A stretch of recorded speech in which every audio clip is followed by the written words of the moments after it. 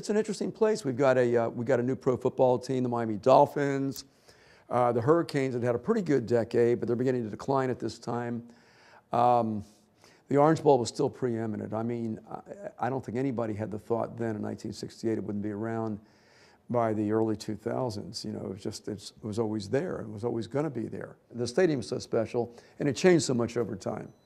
You know, it was built, what we knew as the Orange Bowl was built in 1937 by the Franklin Roosevelt's Public Works Administration.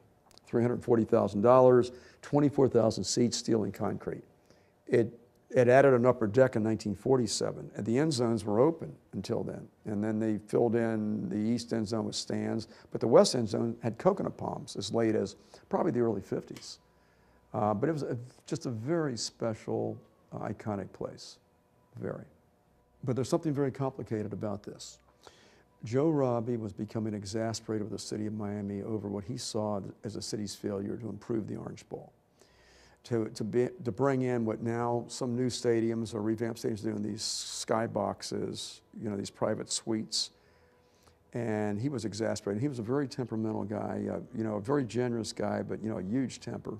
Joe Robbie was meeting with Mayor Maurice Frey, and this was not the first time. He was exasperated because he saw the city as just really dropping the ball when it came to improving the Orange Bowl, making it a first-class venue. After all, he had three teams in a row that were Super Bowl teams, and he thought he needed a more befitting venue for these teams, even though it was in the early 70s.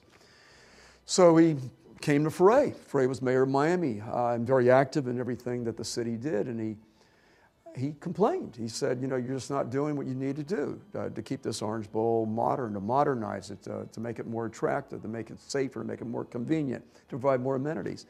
And Frey essentially said, well, if it's not good enough for you, why don't you go ahead and build your own stadium? He said, I'm going to build my own stadium. And that was likely the beginning of the 80s. And they broke ground for the new stadium about 1983. And it was ready at the beginning of 1987 for the 1987 football season. And we who loved the Orange Bowl mourned that very much. That we knew that that was a nail in the coffin of the Orange Bowl, something we thought would never happen.